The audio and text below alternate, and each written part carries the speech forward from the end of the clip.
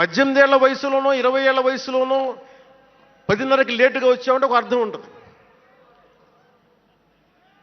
అక్కడమ్మాయి ఇక్కడ అబ్బాయి, గోకులంలో సీత, సుస్వాగతం, తొలి ప్రేమ చేస్తున్న సమయంలో, మేబీ తొలి ప్రేమ ముందు అటో ఇటో, సంగీత్ థియేటర్లో, హైదరాబాద్ సంగీత్ థియేటర్లో క్లింట్ ఈస్ట్వుడ్ నాకు ఇష్టమైన హీరో, అతను సినిమాకి వెళ్ళా. బ్రిడ్జెస్ ఆఫ్ మాడిసన్ కౌంటీ అని ఒక ఇంగ్లీష్ నవల్ ఆధారంగా తీశారు. అది నాకు ఇస్తుంది ఆ నవల్.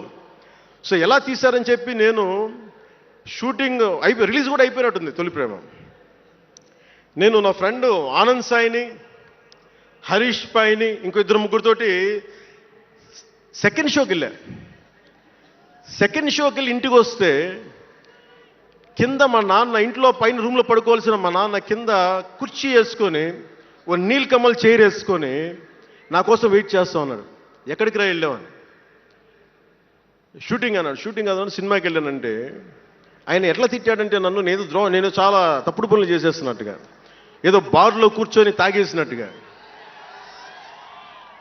నేను అప్పటికి కొంచెం గుండె ధైర్యం తెచ్చుకొని చెప్పాను, అక్కడ మా నాన్నంటే భయం. చిన్నప్పుడు చాలా కొట్టేవాడు మా నాన్న మమ్మల్ని. ఆ భయం నన్ను కొట్టింది తక్కువ కానీ మా అన్నయ్యని కొట్టింది ఎక్కువ. సో ఎముడికి మొగుల్లో ప్రసాద్ బాబు ఉంటాడు. చిరంజీవి గారు పక్క వ్యక్తిని కొడితే ఇతను లైన్లోకి వచ్చేస్తాడు. అక్కడ నేను డిసిప్లిన్లోకి వచ్చాను. అట్లాగే వీళ్ళని కొడితే నేను డిసిప్లిన్లోకి వచ్చాను. నాకు ఆయన కొట్టక్కర్లేదు, నేను డిసిప్లిన్గా ఉంటాను. సో నాకు మా నాన్న చూడగానే భయం వేసింది. కొడతాడా గబుక్కున బాగుండదేమో అనుకునేవాడిని. నేను చెప్పాను కొంచెం బలం తెచ్చుకొని. 3 సినిమాలు హిట్లు వచ్చినాయి. 4వ సినిమా రిలీజ్ అయ్యి హిట్ అయింది తొలి ప్రేమ. నాన్న నేను హీరో నన్న సంగతి కూడా మర్చిపోకు, నువ్వు అర్థం చేసుకో అని చెప్పాను. ఇంకా ఎక్కువ తిట్టాడు. అంటే మా నాన్న తిట్లు ఎలా ఉన్నాయంటే చెప్పలేను. కానీ ఈ అర్ధరాత్రి అపరాత్రి తిరుగుళ్ళు ఏంట్రా, ఈ సెకండ్ షోలకి వెళ్ళడం ఏంటి, ఏదో హీరో అయ్యావు అయితే అన్ని లిఫ్ట్ చేసేస్తావా అని తల ఉంచుకొని పైకి వెళ్ళిపోయాడు. అంటే అలాంటి నేను ఇన్ని కోట్ల మందికి సంబంధించిన పాలిటిక్స్ చేయాలంటే భగవంతుడు రాసిన రాత కాకపోతే నేను కోరుకున్నదా కాదు అది. అలాంటి వాతావరణంలో పెరిగిన నేను ఈ సినిమాలు ఏంటో, ఈ పాలిటిక్స్ ఏంటో, పార్టీ పెట్టడం ఏంటో అని అనుకుంటే అంటే ఇందాక ఎందుకు బయటికి వెళ్ళానంటే ఇవన్నీ ఆలోచిస్తున్నా. ఇదంతా భగవంతుడు మాయ తప్ప నాది కాదు నాకు తెలుసు. అలాంటి జీవితానికి దారి ఏర్పరిచింది, ప్రజా సమస్యలపై నిలబడేలా చేసింది, పార్టీ పెట్టనిచ్చింది నాలోని భావ తీవ్రత. పార్టీ పెట్టనిచ్చింది భావ తీవ్రత. పుస్తక పఠనం, డబ్బులు సంపాదించాక ఖర్చు పెట్టనంటే ఎలా కుదరదో, వద్దనుకున్న ఏదోలా ఖర్చు అయిపోతాయి. అలాగా కొంత జ్ఞానం వచ్చాక, కొంత చదివాక, కొంత చెయ్యగలిగే సత్తా ఉన్నాక నేను ఊరికనే కూర్చుంటాను, నేను ఏమి చెయ్యనంటే జీవితం అలా ఉండనివ్వదు.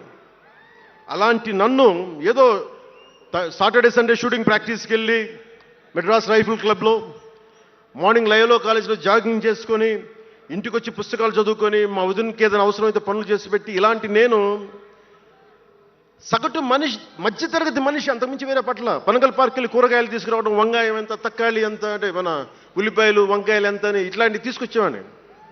నెల్లూరులో పెద్ద బజారు వచ్చి, మన పెద్ద బజారు చిన్న బజారుకి వెళ్ళి ఇంటికి కావాల్సిన సామాన్లు తీసుకొచ్చేవాడిని.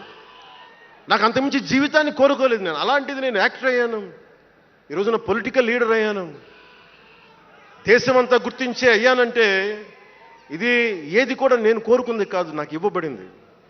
అందుకే నేను కర్మే చేస్తాను, నేను ఫలితం ఆశించను.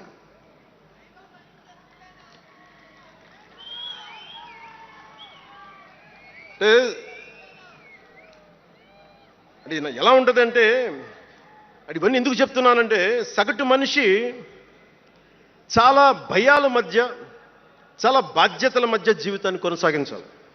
ఒక మాట అంటే ఎక్కువ, ఒక మాట అంటే తక్కువ, చాలా సన్నని గీతల మధ్య బతకాలి. ఒకలాగా చెప్పాలంటే అరిటాకు లాంటి జీవితం. అరిటాకు ఉంది కదా అని జీవితం వడ్డించిన విస్తరు అవ్వదు. చిన్నపాటి ముళ్ళు తగిలినా మొత్తానికి చిరుగుపోతుంది. అలాంటి కోట్లాది సగటు మనుషుల ప్రభావితం చేసే సినిమా కానీ, కోట్లాది మందిని ప్రభావితం చేసే రాజకీయాలు కానీ నాకు చాలా బాధ్యతనిచ్చాయి.